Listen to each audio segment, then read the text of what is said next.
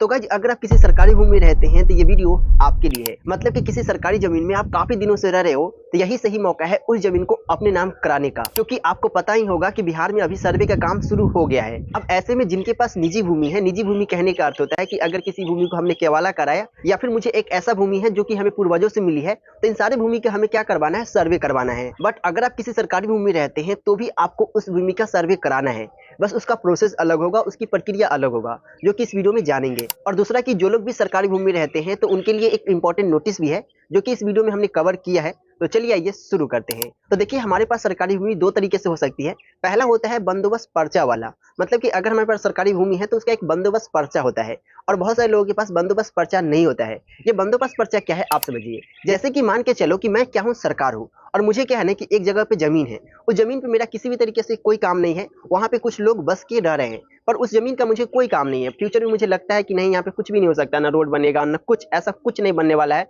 ना कोई पंचायत भवन बनेगा, कुछ भी यहाँ पे बनने वाला नहीं है। तो मैं क्या करूंगा, उस जमीन को उस बंदे के नाम कर दूंगा जो बंदे वहां पे बसा है, क्योंकि अगर मैं सरकार हूं तो मैं चाहूंगा कि मुझे ज्यादा से ज्यादा प्रॉफिट है। अगर कोई सरकारी भूमि ऐसे ही पड़ा रहता है तो वहां पे किसी भी तरीके से कोई प्रॉफिट नहीं आ रहा है, लेकिन अगर हम उस भूमि को किसी और को दे देंगे तो वो बंदा क्या करेगा, रसीद कटाएगा, यानी कि उस भूमि से हमें टैक्स मिलने लगेगा। तो यहाँ पे सरकार क्या करती है कि अगर कोई बंदा एक भूमि पे काफी दिनों से रहता है तो उसे क्या कर देता है, बंदोबस्त पर्चा दे देता है। मतलब कि अगर आपके पास बंदोबस्त पर्चा है तो आप उस बंदोबस्त पर्चा के आधार पे आपको क्या करवाना होगा, भूमि का सर्वे कराना होगा। तो इसके लिए आप ये देखिए कि आपके गांव में कब भूमि सर्वे का शिविर लग रहा है। तो आपको सिंपल सा शिविर में जाना है और ये 2 फॉर्म भरना होगा और उस फॉर्म को भर के वहां पे जमा करना होगा।